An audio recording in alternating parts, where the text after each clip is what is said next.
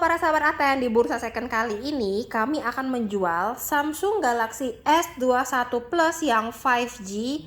Ini adalah Samsung yang X display teman-teman, jadi handphonenya belum pernah dipakai sama konsumen nih.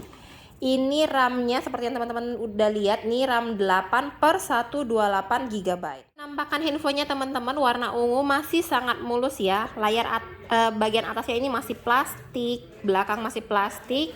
Nah, untuk spesifikasi singkatnya, ini layarnya sudah 6,7 inci dengan display refresh rate-nya itu hingga 120 Hz. Jadi untuk sensitivitas layar itu jangan diragukan lagi teman-teman, benar-benar sensitif.